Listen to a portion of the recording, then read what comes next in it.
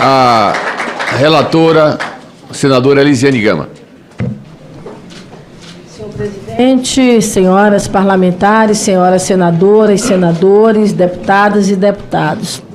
Senhor general Augusto Heleno, quero cumprimentar ao senhor, cumprimentar a sua defesa. Iniciar, general, perguntando, nós recebemos aqui nesta comissão, lá atrás, um relatório da Polícia Federal que apontou aí várias conversas feitas entre o então ajudante de ordens do presidente Bolsonaro, Mauro Cid, com vários outros militares e mensagens totalmente com cunho golpista, inclusive até pressionando o comandante do Exército, então comandante do Exército, Freire Gomes, a tomar medidas referentes a uma intervenção militar. Em algum momento o senhor teve conhecimento desse tipo de pressão? Não. Em nenhum momento chegou ao seu conhecimento. Veja, nós temos, por exemplo, nessas várias conversas, eu vou ler aqui algumas, por exemplo, aonde o Ailton Barros, ele diz ao Mauro Cid, é o seguinte, entre hoje e amanhã, sexta-feira, tem que continuar pressionando o Freire Gomes, então o ministro do Exército, para que ele faça o que tem que fazer. Até amanhã à tarde, ele aderindo, ele faça um pronunciamento, então, se posicionando dessa maneira para a defesa do povo brasileiro. E se ele não aderir, quem tem que fazer esse pronunciamento é o Bolsonaro, para levantar a moral da tropa. Que você viu, né? Eu não preciso falar, está abalado em todo o Brasil. Aí ele continua, não é difícil. O outro lado tem a caneta. Nós temos a caneta e a força. Braço forte e mão amiga. Qual é o problema? Entendeu? Quem está jogando fora das 4 linhas? Somos nós? Não somos nós. Então nós vamos ficar dentro das 4 linhas a tal ponto ou linha. Mas agora nós estamos o quê? Fadados a nem lançar. Vamos dar de passagem perdida? Aí ele continua, nos decretos, nas portarias que tiverem que ser assinadas, tem que ser dada a missão ao comandante da Brigada de Operações Especiais de Goiânia para prender o Alexandre de Moraes domingo, na casa dele. Eu estou lendo apenas uma mensagem, que é do seu Ailton Barros, mas, na verdade, tem várias outras mensagens nessa troca com o Mauro Cid, aonde eles claramente apontam uma tentativa de influenciar os militares das Forças Armadas em relação à implantação de um golpe. Nem conversas, nem debates internos, nem rodas. Por mais que o senhor não tenha participado, o senhor não ouviu em nenhum momento esse tipo de conversa, general? Não, aconteceu aí nos últimos meses uma supervalorização de papel de auxiliares cujo limite de atuação era muito estreito e eles trocavam mensagens que não significavam absolutamente nada para o contexto dos chefes militares. Isso aí é bobagem achar que uma conversa do ex-sargento Ailton com o tenente-coronel Mauro Cid vai arrastar uma multidão de generais para dar um golpe. Isso aí é um claro desconhecimento de como funciona a hierarquia nas Forças Armadas. Não é assim. Eu, por exemplo, era ministro do GSI. A partir do momento que o presidente da República declarou com todas as letras que ia atuar dentro das 4 linhas, se eu tivesse lá no recôncavo da minha alma o desejo de participar de um golpe, eu já teria tirado meu time. Falei, o presidente já declarou que quer agir dentro das 4 linhas. Está encerrado o assunto. General, o senhor faz referência ao Ailton. Veja, o Ailton, ele de fato, não estava no alto escalão, digamos assim, mas ele era uma pessoa estratégica. Ele era uma pessoa que se equivalia, por exemplo, ao chefe de gabinete da Casa Civil. Quer dizer, ele tinha uma posição estratégica. Mais para além do Ailton, nós temos também aqui a conversa do Mauro Cid com o Lawande. E na conversa do Mauro Cid com o Lawande, o Cid diz o seguinte para ele, e mais uma vez eu pergunto aqui ao senhor. Ele diz o seguinte: General Heleno esteve aqui. Aí o Lawande então comemora, cumpriu o que falou que faria. E nessa referência, eu fiz um levantamento dessa informação e, de fato, o senhor participou de uma reunião. Me explique o que aconteceu, o que ele quis dizer, cumpriu o que falou que faria. Eu queria que a senhora primeiro me explicasse qual foi essa reunião. Pois é, na agenda... Esses boatos são soltos assim a granel e viram verdade. Que reunião é essa? General, no dia em que o Lawande faz referência ao Mauro Cid, no dia em que o Lawande faz a citação e o Mauro Cid afirma para o Lawande de que o senhor esteve aqui, o senhor esteve nesse dia reunido com o presidente da República. Isso não é conversa jogada ao vento. Eu me reunia isso não todo é eleições. dia. Eu todo dia recebia certo, o presidente mas quando o senhor era afirma... minha missão. Certo. Receber. Então me responda apenas isso. Nesta reunião específica, quando o general, quando o Mauro Cid responde para o Lawande, ele esteve aqui. O Lawande diz, cumpriu o que falou que faria. Eu pergunto ao senhor, o senhor em algum momento sentou com o Lawande ou teve conversa com a presença do Lawande, aonde o senhor afirma que estaria reunido com o então presidente Bolsonaro e que trataria naquele momento acerca de algum ato de intervenção? Apenas me responda se o senhor teve ou não essa reunião. Para Vossa Excelência. Essa agenda desse dia aqui, ó, por favor, do dia 20, do dia 12 do dia 29. Pois não, pode falar. Para Vossa Excelência ter uma ideia do nível, ou vou chamar de fofoca, né? Eu não conheço. Se eu encontrar o Coronel Lawande, sei que é um brilhante oficial, muito bem classificado nos cursos que fez, conheço de nome, mas se eu encontrar no conjunto nacional o Coronel Lawande, eu não sei quem é ele.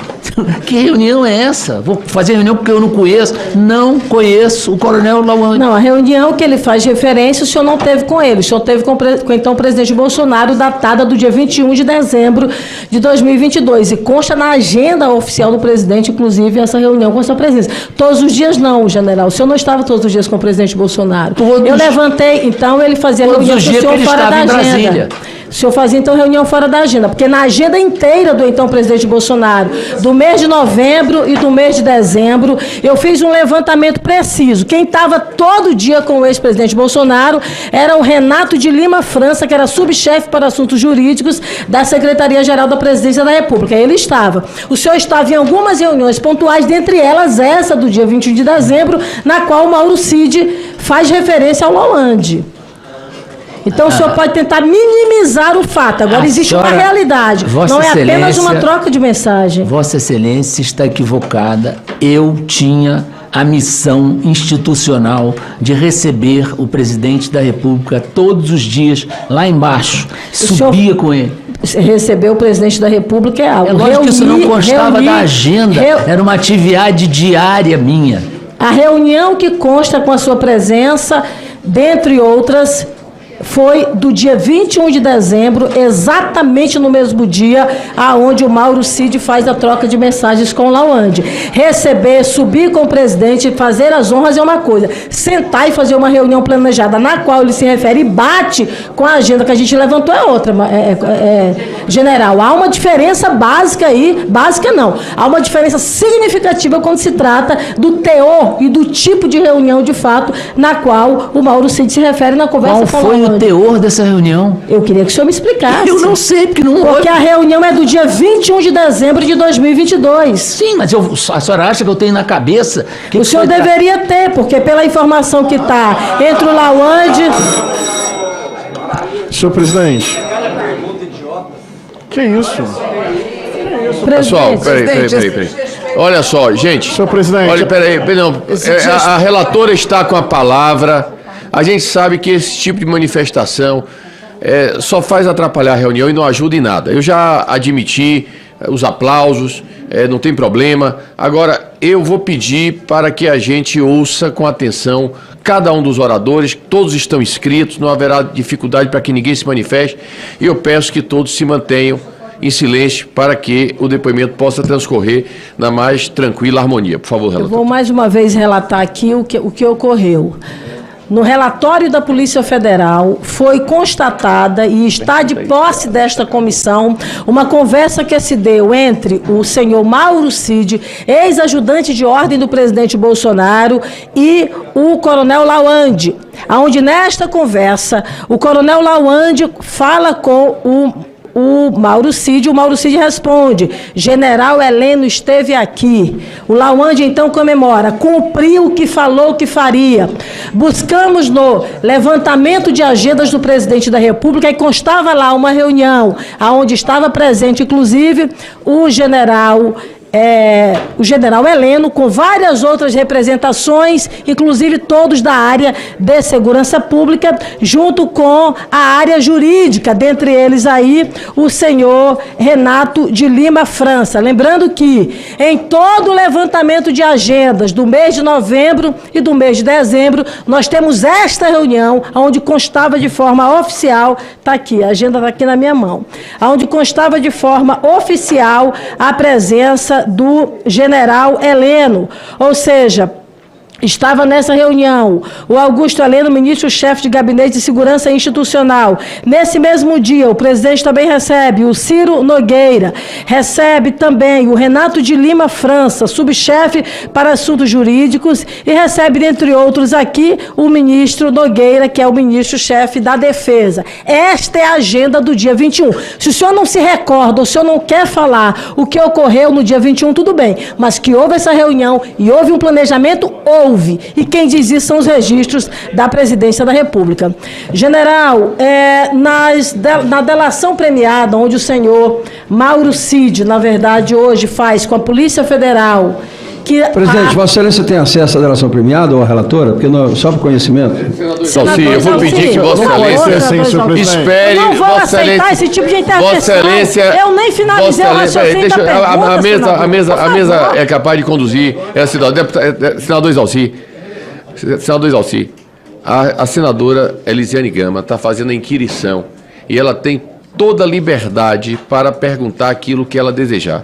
O senhor é o próximo inscrito. O senhor terá, da mesma forma, eu assegurarei a Vossa Excelência este mesmo direito de falar o que o senhor desejar. Mas, por enquanto, a palavra está com a relatora e vamos manter a ordem aqui no nosso trabalho. Por favor, relator. Obrigada, presidente. General Heleno, o senhor Mauro Cid, que já esteve, inclusive, aqui nesta comissão, ele fechou uma delação premiada com a Polícia Federal e nessa delação premiada nós ainda não tivemos o acesso ao compartilhamento porque ainda está em fase de diligências, inclusive havendo para que isso possa ocorrer a necessidade da aprovação de um requerimento. Mas, na verdade, foi colocado de uma forma muito ampla pela imprensa, de uma forma geral, uma informação de que ele teria falado nessa delação premiada da existência de uma reunião, precisamente no dia 24 de novembro de 2022, no Palácio do Planalto, aonde, dentre outras pessoas, teriam participado aí os chefes dos comandos das Forças Armadas, precisamente o chefe da Aeronáutica, Brigadeiro Batista, o almirante Garnier, que é o chefe da Marinha, e também o chefe do Exército naquele momento, que é o Freire Gomes. Seriam os três que teriam participado, com a presença dele próprio, do Mauro Cid, e de outras representações. O senhor teve conhecimento desta reunião? Não, e eu quero esclarecer que o tenente-coronel Mauro Cid, ele não participava de reuniões, ele era ajudante de ordens do presidente da República. Não existe essa figura do ajudante de ordem sentar numa reunião dos comandantes de força e participar da reunião. Isso é fantasia. Isso é fantasia. A mesma coisa é essa delação premiada ou não premiada do Mauro Cid. estão apresentando trechos dessa delação e me estranha muito, porque a delação está ainda sigilosa, ninguém sabe o que o Cid falou. Então, relatora, eu posso, com questão de ordem, para ajudar a senhora no... Não permito não. Espere seu tempo, mas já na tem senhora você advogado fala. de defesa. General, então, só para reafirmar, o senhor não teve conhecimento de que teve esta reunião no dia 24 de novembro? não. Portanto, naturalmente, também não teria participado, não é isso?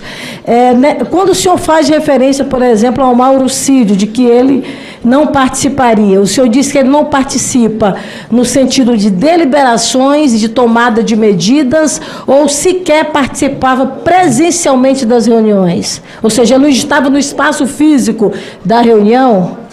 Não, normalmente o ajudante de ordens, ele cumpre ordens do presidente, por isso se chama ajudante de ordem, ele cumpre ordens do presidente da República. São missões que o presidente da República atribui ao ajudante de ordem nas mais diferentes naturezas. Então... Perfeito. Faço essa pergunta, general, porque o senhor Walter Delgatti, quando esteve aqui, fez referência, por exemplo, a uma reunião na Alvorada, e lá também ele faz a citação da presença do Mauro Cid. Ou seja, me parece de uma forma muito clara que, por mais que não deliberasse e tomasse medidas, mas como o senhor coloca muito bem, ele estava presencialmente para ouvir e seguir as ordens que fossem determinadas a partir de fato daquelas reuniões. Quer dizer, é uma presença constante em várias reuniões, mas não necessariamente tomando decisões.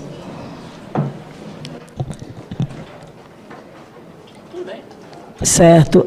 Ainda sobre a reunião, essa possível reunião que teria ocorrido no dia 24, até a gente fez uma convocação do senhor Mauro Cid, uma reconvocação para que ele venha aos trabalhos desta comissão.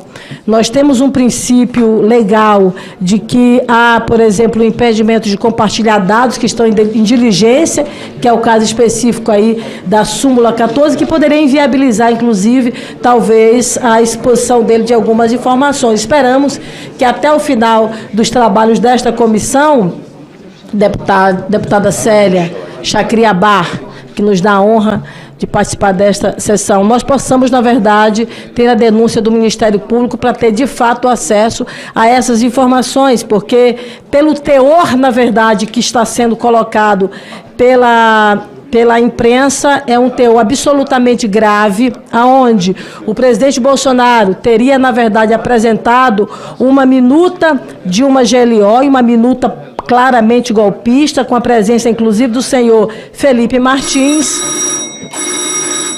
Está uma zoada muito grande aqui, eu peço que realmente a gente possa fazer silêncio. E aonde, neste momento, o então comandante, por exemplo, especificamente das Forças Armadas, o general Freire Gomes, teria afirmado de que, se isso viesse a ocorrer, ele seria obrigado a prendê-lo.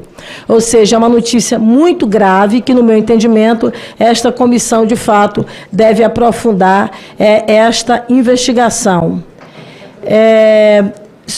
Senhor general Heleno, o senhor fez declarações afirmando que o Exército sempre se pautou pela legalidade e pelos princípios democráticos. A sua defesa em relação ao Exército Brasileiro, ela é muito clara, não é?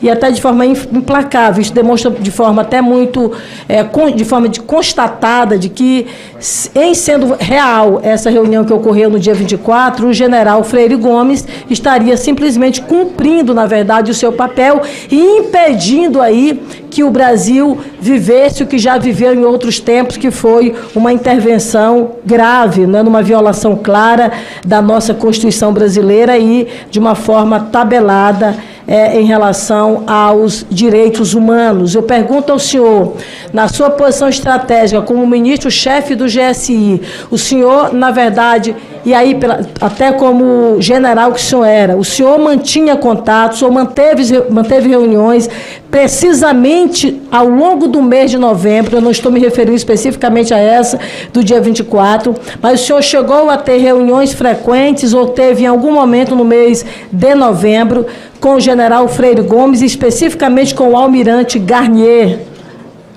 Não, isso é outro ponto que eu acho importante esclarecer. eu não era um ministro militar. Eu era um militar que estava ministro.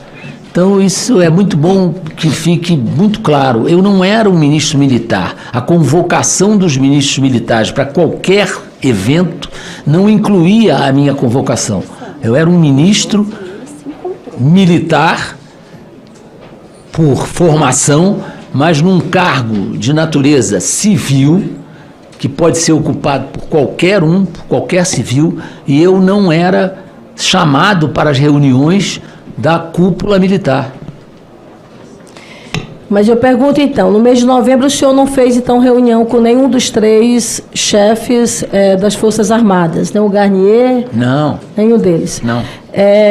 O Felipe Martins, ele faz referência ainda, segundo esse vazamento de dados que chegou ao conhecimento da sociedade brasileira, de que ele teria, na verdade, apresentado, por exemplo, essa minuta de golpe, uma GLO, algo que, inclusive, no mandado de busca e apreensão, se chegou na casa do Anderson Torres também, numa GLO, numa minuta também de um golpe. O senhor em algum momento recebeu esta minuta? Alguém falou que isso estava rolando na mão de várias pessoas do entorno do presidente Bolsonaro. O senhor chegou a receber em algum momento, ou pelo menos ouviu comentários acerca dessa GLO? Nunca. O senhor nunca recebeu? Nunca, nem ouvi falar. O senhor está sob juramento, general Heleno. Estou sob juramento. O presidente da República disse várias vezes, na minha presença, que ele jogaria dentro das 4 linhas. E eu não tive intenção, em nenhum momento, de fazê-lo sair das 4 linhas. Não era minha missão isso, convencer o presidente de sair das 4 linhas. Pelo contrário, o gabinete era um gabinete de segurança institucional, ou seja, manter a segurança institucional da República Federativa do Brasil. Então, não tenho que convencer ou participar, quando o presidente já disse que não vai jogar fora das 4 linhas, não vejo por que me envolver nisso. O GSI tem muitas missões. Tem muita gente que pensa que o GSI faz a segurança do presidente da República. O GSI tem muitas missões. A área espacial do GSI, a área cibernética do GSI, o controle das fronteiras é do GSI. Eu não tinha tempo no GSI de ficar zanzando, procurando assunto. Então, que fique registrado aqui nesta casa que o general Heleno afirma categoricamente que não teve conhecimento, não recebeu e não ouviu falar em nenhum momento acerca da minuta de GLO, né, e a minuta do golpe. General, nós temos inclusive um vídeo aqui, mas tem muito barulho, mas na verdade de forma muito clara dá para se perceber, aonde havia, por exemplo, manifestantes, não é? Os manifestantes faziam a exposição das suas aspirações e durante todo o período de campanha eleitoral, bolsonaristas sempre faziam referência, por exemplo, ao então candidato e até como presidente eleito, o chamando de bandido ou de ladrão.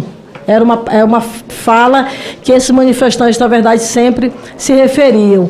E quando o senhor esteve no Palácio do Alvorada, lá em dezembro de 2022, o senhor sai no seu veículo e alguma pessoa pergunta se o bandido subiria a rampa. Mais uma vez, assim como em todas as outras manifestações, eles fazem claramente se referindo ao então presidente Lula. E o senhor diz não. O que o senhor quis dizer com isso? Bom, eu até hoje continuo achando que bandido não sobe a rampa. Certo. A colocação que os manifestantes fariam, mais uma vez reafirmando, faziam referências a palavras negativas ao ex-presidente Bolsonaro e, dentre elas, fazia a citação do nome bandido. E é bom lembrar que, por exemplo, George Washington, veja, eu tenho uma mensagem aqui do George Washington nas conversas com o acampamento e nas trocas de mensagens que ele tinha com várias pessoas, ele fazia inclusive referência a treinamentos. Veja, pastor Henrique, em uma delas ele diz o seguinte: vocês vão esperar até quando para ativar os CACs? Tem muito CAC atirador sniper. E pela investigação da Polícia Federal, o George Washington foi uma das pessoas que procurou o treinamento de sniper para, segundo ele, buscar formas, inclusive, mais de uma vez repetindo, ele não sobe a rampa. A frase, sim, não sobe a rampa, foi utilizada várias vezes. E aqui numa tentativa clara de criar, na verdade, uma ação de terrorismo, atentar contra a vida do ex-presidente Bolsonaro. O senhor não tinha conhecimento de que havia, por exemplo, treinamento balístico, treinamento com armas, com grosso calibre, não é? Ou de precisão, que poderiam ser utilizados nesse período, precisamente no dia 1º de janeiro? Nunca tomei conhecimento desse tipo de treinamento. O senhor não tinha conhecimento de nada, Nenhum, né, general? Nenhum. Vamos lá. Inquérito que apura a live do ex-presidente... no inquérito que apura a live do ex-presidente Bolsonaro, que ocorreu em julho de 2021, as informações que constam da investigação apontam que, inclusive colocado pelo colega Ramage, de que a ABIN, que era um órgão, inclusive, subordinado ao senhor, teria produzido relatórios com o intuito de investigar supostas vulnerabilidades nas urnas eletrônicas nas semanas que antecederam a transmissão ao vivo do presidente. Ele faz, então, aquela live. Mas, ao mesmo tempo, o presidente Bolsonaro faz referências claras em relação à vulnerabilidade. Ele faz uma referência clara à vulnerabilidade do sistema eleitoral, mas havia um documento da ABIN que não mostrava nenhuma vulnerabilidade. Eu pergunto ao senhor, o senhor como ministro do GSI, a ABIN como órgão subordinado ao senhor, o senhor, na verdade, não encaminhou esse relatório ao ex-presidente Bolsonaro para que o respaldasse e evitasse, por exemplo, que o presidente da República levantasse ilações, levantasse suposições que são incompatíveis com a realidade e com a segurança do processo eleitoral, com a lisura do processo eleitoral? Só para que tenham conhecimento da situação do SISBIN, o Sistema Brasileiro de Inteligência, ele reúne 49 órgãos de Estado. Um deles é a ABIN. A ABIN, ela, inclusive, tem condições e muitas vezes mantém um contato direto com o presidente. Então, eu não sou obrigado a tomar conhecimento e a ABIN não passa para o ministro do GSI todas as suas operações. É impossível acompanhar as operações que são realizadas. A ABIN é a cabeça do SISBIN, é impossível que o GSI acompanhe todas as operações que são realizadas no âmbito da ABIN. Agora, veja, esse é um relatório que não é um relatório elementar, é um relatório substancial, um relatório muito importante, que poderia, na verdade, respaldar o ex-presidente da República e evitar que ele fizesse uma live, claramente, não é, criminosa, porque ele, na verdade, faz referência a uma situação que não se sustenta, inclusive na estrutura do próprio governo que ele era presidente. Quer dizer, a sua estrutura, a ABIN, tinha um relatório que apontava para isso e, mesmo assim, ele acabou não recebendo essa informação. Não me parece algo elementar, me parece algo realmente substancial esse relatório, general. Essa conclusão que ele não recebeu essa informação é da senhora. Não, ele diz isso, está aqui. Por favor. O vídeo, por favor. O que é mais sério? Então? Ou seja, ele recebeu o relatório? Não sei, não me lembro. Esse relatório, por exemplo, não passou nas minhas mãos. Tá. Então, veja, olha só o que é que diz na live do Bolsonaro. Depois das críticas, Bolsonaro e um analista de inteligência apresentaram vídeos publicados na internet do dia do primeiro turno da eleição de 2018, estatísticas com padrões matemáticos e simulações de votações, para tentar comprovar fraude nas urnas eletrônicas. Isso aconteceu largamente por ocasião das eleições de 2018. Tem vários vídeos demonstrando isso daí. Mas o presidente admitiu. Não temos prova, já bem claro. Ele diz isso, ele diz, fala, expõe, depois fala, olha, não temos prova. Né? Ou seja, ele se contradiz ao longo da própria live. Né? E no depoimento consta claramente aí a realização desse relatório da ABIN. Uma pergunta que eu quero fazer ao senhor, general. O senhor, quando esteve na Câmara Legislativa aqui do DF, o senhor fez referência ao ato do dia 8 de janeiro. Aí o senhor colocou o seguinte: olha, não houve golpe, porque não houve tentativa de golpe, exatamente porque não havia registro de planejamento e liderança. O senhor continua com a mesma ideia? Eu continuo. Primeiro que não houve golpe, né? Não, tentativa não houve mesmo. O Brasil inteiro viu. Não houve tentativa. Para caracterizar uma tentativa de golpe num país de 8 milhões e 500 mil quilômetros quadrados, com mais de 200 milhões de habitantes, é preciso uma estrutura muito bem montada, é preciso haver uma direção, uma cabeça muito preparada para conseguir fazer um golpe em plena era da comunicação, em plena era da tecnologia, que dê certo com meia dúzia de curiosos que fazem umas besteiras, mas não tem nada a ver com não deu golpe. Certo mesmo, isso é verdade, general. Agora veja, na investigação que nós estamos fazendo aqui na CPMI e na Polícia Federal, e também no Ministério Público Federal e no Supremo Tribunal Federal, e aí eu faço referência, por exemplo, às ações aqui da CPMI, as investigações em andamento sobre a tomada de poder pelo povo, que era o ato do dia 8 de janeiro, comprovam, na verdade, que o ato ele foi chamado com antecedência. Ele foi tanto chamado com antecedência que, por exemplo, nós ouvindo aqui anteontem, na semana passada, o Wellington, a gente fez uma exposição que ele já fazia o anúncio da invasão de prédios públicos em 2021, deputada Jandira Fegali. Em 2021 ele já fazia um chamamento para a invasão à sede dos 3 poderes aqui em Brasília. E de lá isso foi caminhando com algumas tentativas.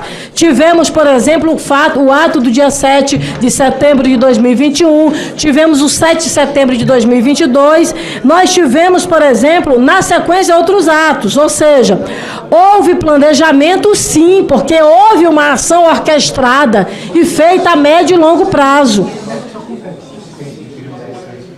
Um outro ponto, houve arrecadação de dinheiro. Nos 69 dias de acampamento, tinha gerador de energia elétrica. Tinha, por exemplo, inclusive atividades de lazer. O volume de carros que vieram para cá foi um volume significativo. Inclusive, uma empresa que fechou um empréstimo junto ao BNDES de mais de 100 milhões de reais, designou parte dos seus veículos para dar amparo aqui nesse acampamento. Houve o financiamento dos transportes dos manifestantes para virem para cá, para o acampamento.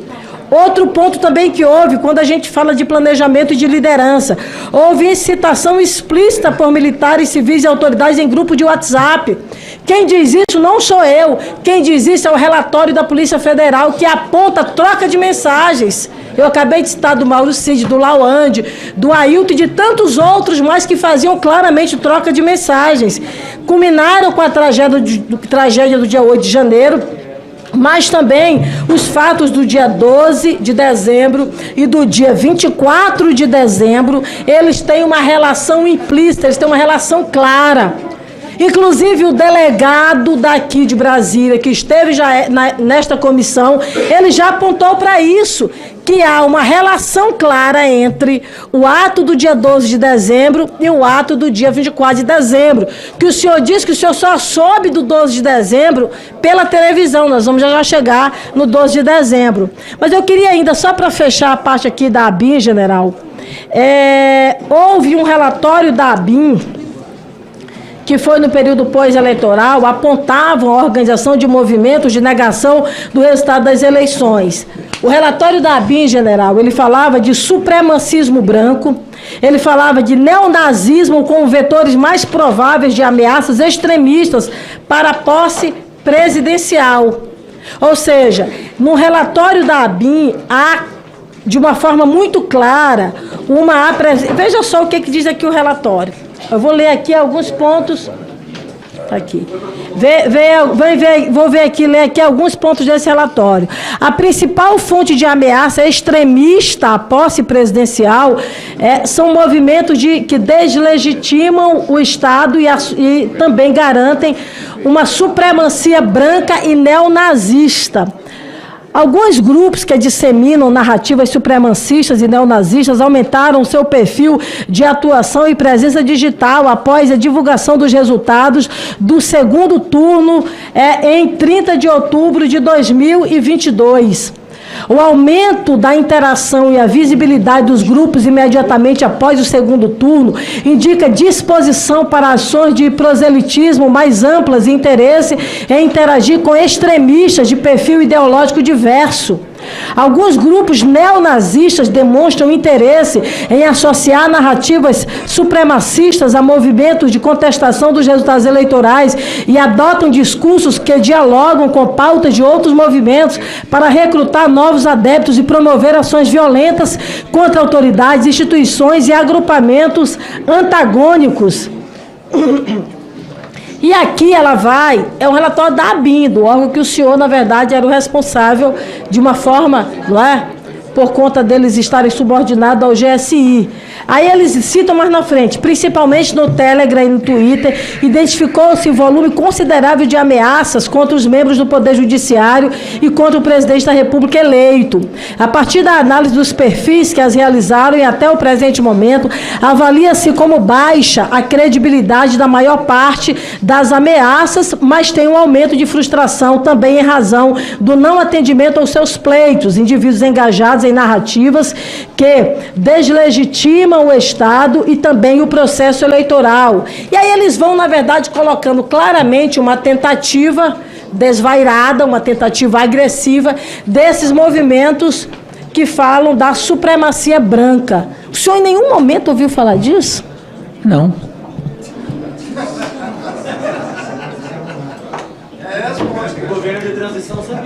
General, com o devido respeito ao senhor, o senhor não pode subestimar a capacidade de todos esses membros aqui de raciocinar. Nós estamos aqui com o relatório da ABIN. Nós estamos com o relatório da ABIN, um órgão de investigação, órgão de inteligência, melhor dizendo, que estava sob o seu guarda-chuva. Apresenta um relatório dessa magnitude, já disse, não sabia. Mas nós temos, na verdade, várias quebras que nós poderemos claramente chegar a esses fatos, né? Vamos aqui na sequência. A senhora me dá um minuto? Claro. A citação que a senhora está fazendo desses documentos, a senhora está citando documentos que circulam habitualmente na ABIN. A ABIN é exatamente um órgão que levanta possibilidades. Esse tipo de atividade que a senhora está citando aí existe em todos os países do planeta Terra. Então, se a gente for ler esses documentos e se influenciar...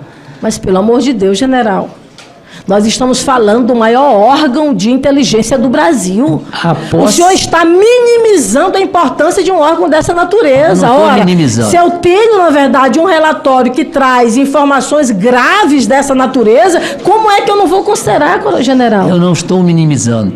Eu estou dizendo o seguinte, um relatório desse tipo acontece várias vezes, muitas vezes no ano, e a gente não pode se deixar levar por notícia. A prova é que a posse transcorreu sem nenhum incidente. A posse foi perfeita.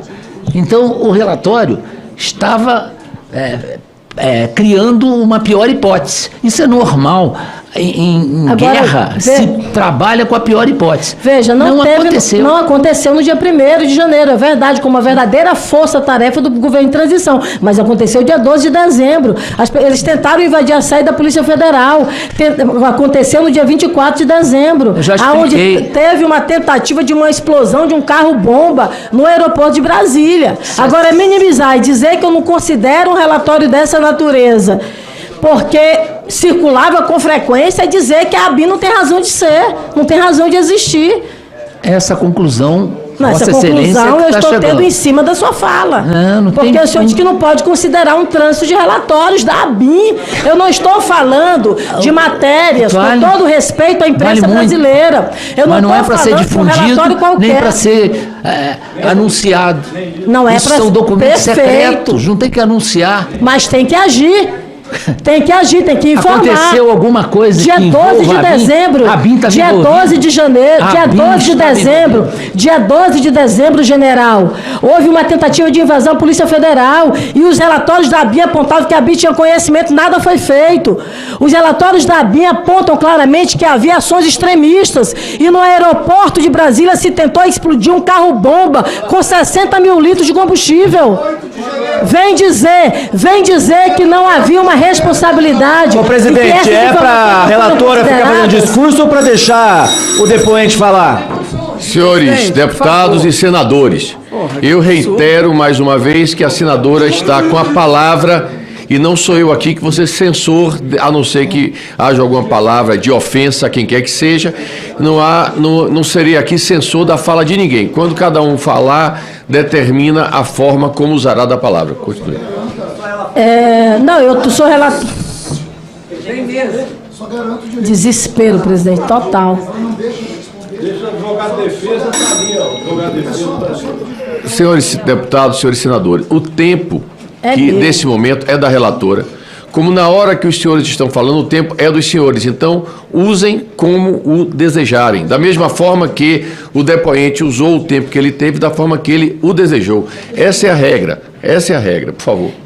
General, então só para fechar, os relatórios então vinham, vocês guardavam, vocês não faziam, não tornavam, não tomavam nenhum tipo de encaminhamento. Nós Isso a tivemos senhora no dia acrescentou por sua conta. Não, o senhor me Eu não disse disse que não aí que eram serviam para... guardados e que ninguém lia. Servia então Isso a para quê? senhora acrescentou. Servia para quê os relatórios? Os relatórios, normalmente, os relatórios da ABIN são relatórios de possibilidades.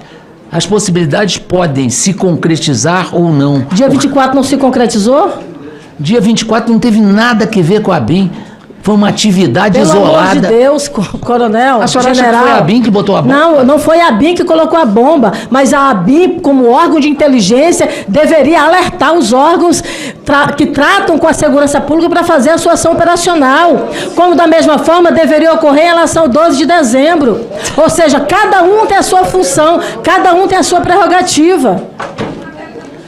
Na sequência, general, no dia 18 de junho de 2022, o ex-presidente ele se reuniu com embaixadores. Aliás, foi esta reunião que evidenciou o resultado que nós temos hoje, que hoje ele é um ex-presidente inelegível, porque nesta reunião ele teria, na verdade, feito uma abordagem acerca das urnas eletrônicas, teria atacado as urnas eletrônicas e teria feito de forma muito clara e explícita colocada a vulnerabilidade, o que evidenciou-se lá na frente, de fato, o tornou, na verdade, inelegível. Pairam as informações na imprensa, e aí eu quero que o senhor me confirme, de que o senhor teria, na verdade, participado, planejado e organizado, participado da organização, de fato, dessa reunião do dia 12 de junho de 2022. O senhor teve alguma participação? Não.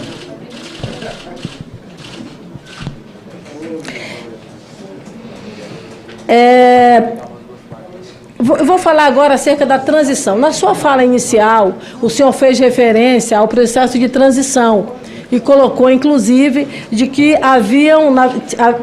teria ocorrido ali, na verdade, uma transição. Diferente do senhor, general, o G. Dias, que já veio aqui nesta comissão, ele trocou, na troca de cargos estratégicos, ele trocou uma baixa quantidade de pessoas, né? A quantidade que o senhor trocou quando o senhor assumiu o GSI, ela foi quase que...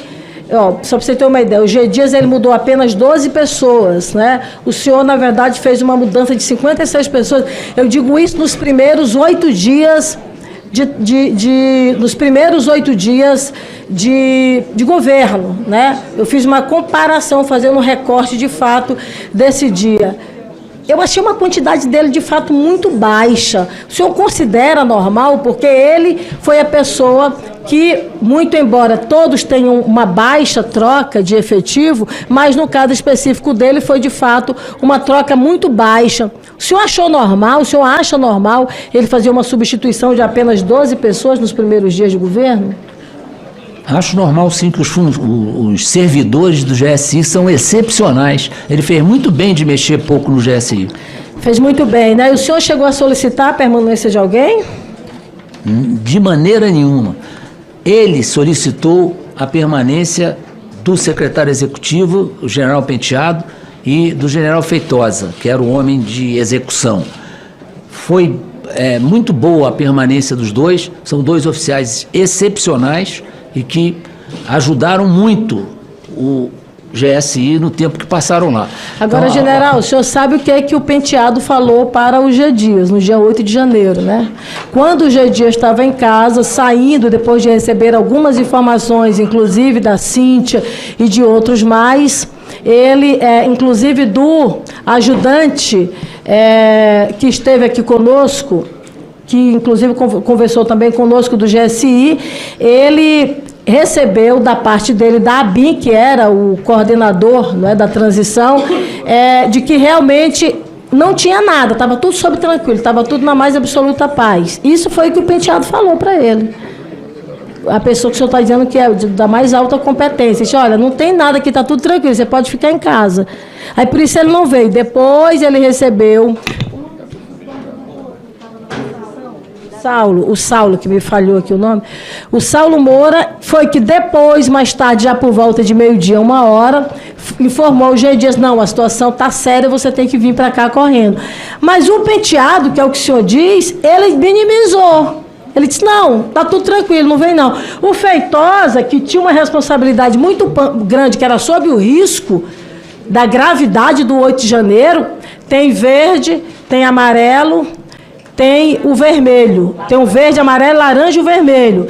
Nesses aqui, ele disse que estava no laranja.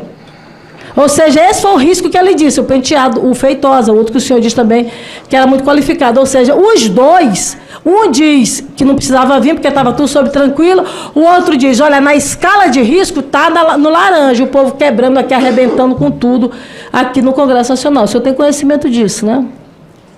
Assisti pela televisão. A partir do dia 31 de dezembro, à meia-noite, eu deixei de ser... Não entendi. Certo.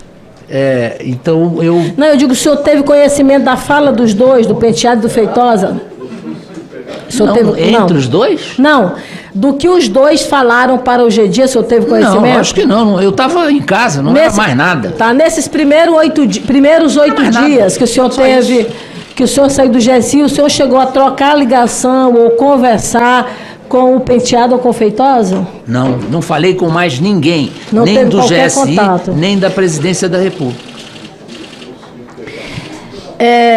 General, eu tive acesso, eu quero até trazer aqui esse relatório, em uma sindicância do GSI quanto à atuação do Batalhão da Guarda Presidencial na invasão do Palácio do Planalto, o tenente Rochi apresentou um relatório. Esse relatório ele teria sido feito no dia 18 de janeiro de 2022, que denunciava a situação precária do Estado do GSI, em caso de acionamento, de um possível acionamento de um plano escudo. O senhor teve conhecimento desse relatório que foi feito pelo Rochi? O senhor teve conhecimento desse relatório? Qual é a data desse relatório? A data em janeiro de 2022. Sim. O senhor teve conhecimento? Tem que ter tido. Não, mas o senhor não tem certeza que teve, o senhor acha que teve? Eu já expliquei, senhora, a quantidade de missões do GSI é impossível eu saber e me lembrar agora todos os papéis que passaram por mim. Tá. Agora veja, passei 4 anos aqui... no GSI e não tive nenhum incidente.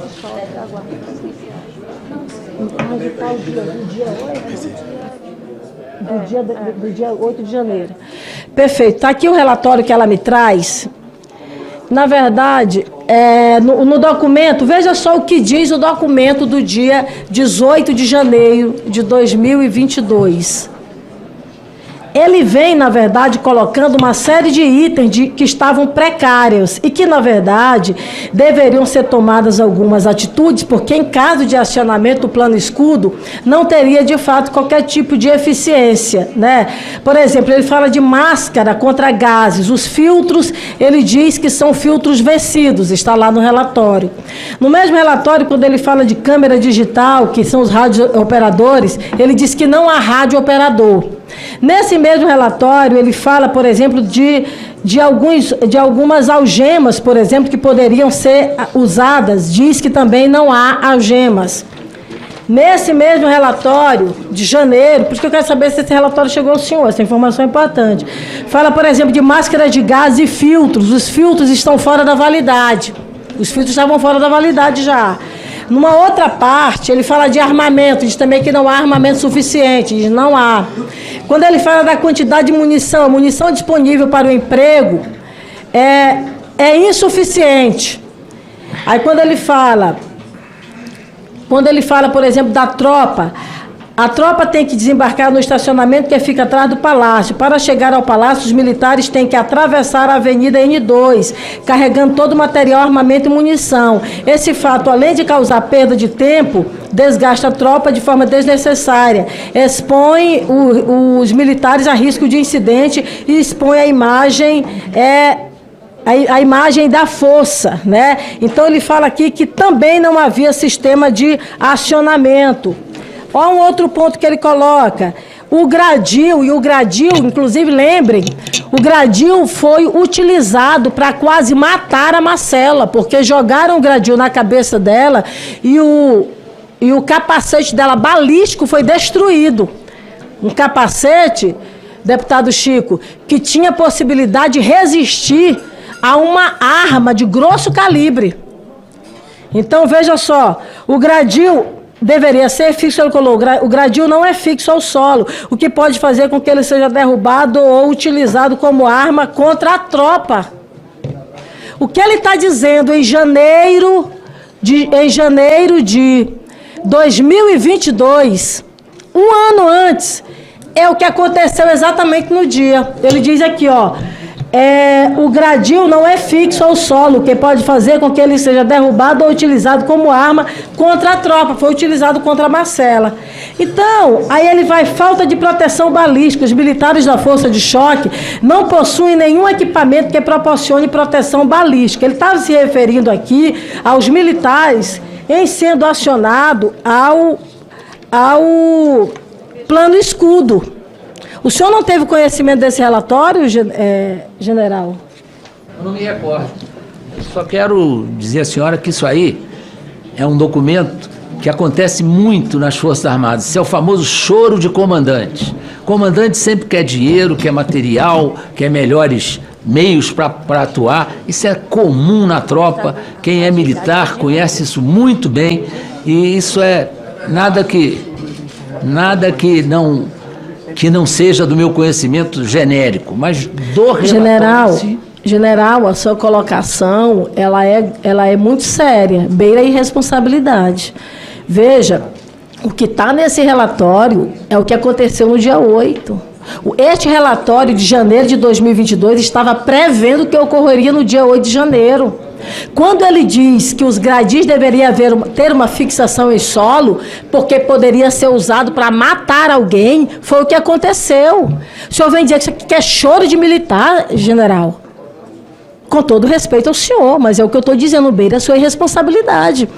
O senhor, na verdade, recebeu os relatórios da mesma forma como ocorreu quando se trouxe, por exemplo, informações fundamentalistas extremistas. O senhor, mais uma vez, minimiza. Esse é um fato.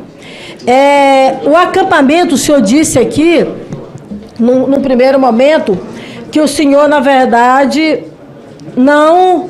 nunca esteve no acampamento, é isso? Nunca estive. Nunca esteve no acampamento. E que o acampamento era ordeiro. Não, isso chegou para mim, que o acampamento era ordeiro, pacífico. Hoje o senhor continua pensando da mesma forma? Sobre o acampamento, sim.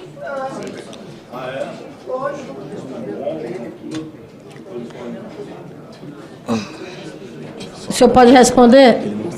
Não, eu não estou aqui para achar nada, eu estou aqui para responder aos fatos. Tá bom, então o senhor disse que era ordeiro. Agora vamos lá. Se era ordeiro e se era pacífico, gente, as investigações são claras.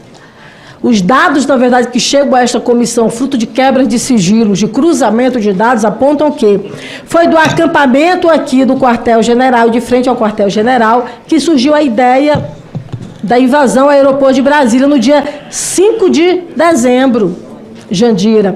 Foi de lá que surgiu a manifestação na frente do Hotel Meliá. O Wellington estava, inclusive, nos dois, senadora Soraya. Senadora Soraya, foi deste acampamento que partiram os vândalos que destruíram o prédio da Polícia Federal em 12 de dezembro. Foi exatamente de lá, desse acampamento, que criminosos montaram uma bomba para explodir o caminhão-tanque com 60 mil litros de combustíveis nos arredores do aeroporto de Brasília.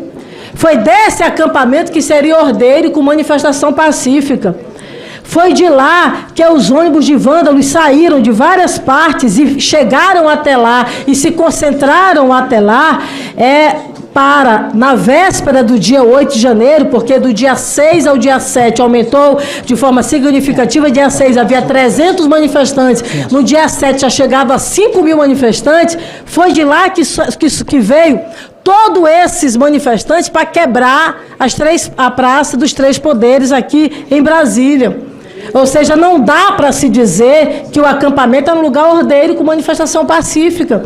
Os fatos estão diante de nós. Até dizer isso, lá atrás, até se compreende, há 2, 3, 4, ou lá no mês de fevereiro, quando as investigações não estavam no nível de aprofundamento. Hoje, que a população inteira, na verdade, já sabe, no mínimo, por coerência, era dizer que realmente é um cenário que não tinha nada de pacífico, não é? Não tinha, de fato, nada de ordeiro. Veja, lá em 2 meses, foram 73 crimes. 73 crimes registrados. Lá, inclusive, teve prisão. Lá, inclusive, teve várias outras ações, né? Eu sei que eu tenho vários outros colegas aí que ainda deverão perguntar, então vou aqui finalizar. O meu questionamento é aliviados, né? Mas, na verdade, vocês não estão aliviados, vocês estão desesperados. Essa é a grande realidade. Eu quero finalizar perguntando ao senhor acerca do relatório de visitantes, na verdade, que o senhor recebia no seu gabinete. O senhor disse que o GSI, é a minha última pergunta, presidente, que o GSI era um local apolítico, que o GSI era um local técnico, né? Mas, na verdade, esse local técnico que o senhor ressalta aqui, eu fiz a relação da lista de visitantes. E veja só, quem estava e quem visitou esteve com o senhor lá, precisamente no mês de novembro e no mês de dezembro, né?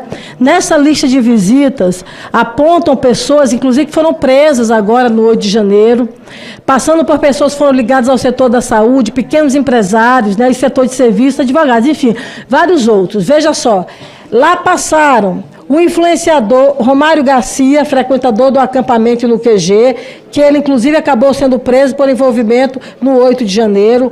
Lá também mostra que Garcia teria sido acompanhado da senhora Thaís de Sá, empresária, que também era influenciadora e youtuber, e, inclusive, nas suas próprias redes, eles também participavam do 8 de janeiro, o Romário Garcia, a Thaís de Sá, né?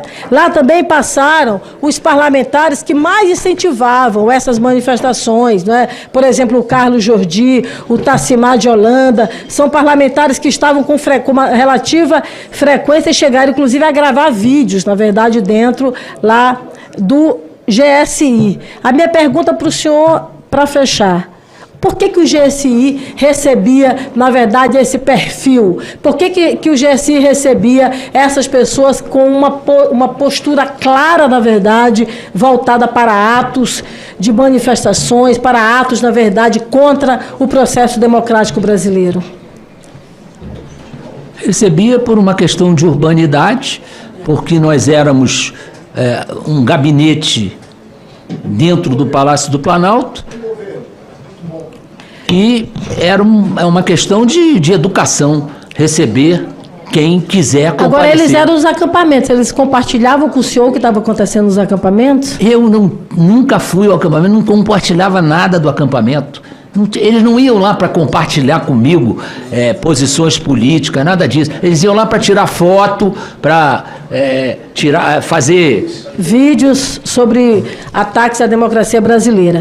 Muito obrigada. Isso a senhora está dizendo. Os vídeos estão aqui. Eu não vou passar porque não tem mais tempo. A senhora está dizendo, pô. Eu quero só fechar, na sua opinião, as eleições brasileiras agora em 2022 foram fraudadas? Já tem o resultado das eleições, já tem um novo presidente da República. Pô, não posso dizer que foram fraudados, foram examinados. O senhor mudou de ideia, né? Muito obrigada, presidente. Ela fala as coisas que ela acha que tá na minha cabeça. Porra, é pra ficar puto, né? Puta que presidente, por favor, respeito à relatora, ao presidente. Próximo. Tá demais. Peraí. É muito respeito com a... Passa a palavra ao próximo. Gostaria de deixar claro que as opiniões e informações apresentadas aqui são de responsabilidade exclusiva de seus autores. Como criador deste conteúdo, não me responsabilizo por consequências. Pesquise e busque orientação profissional antes de decisões significativas.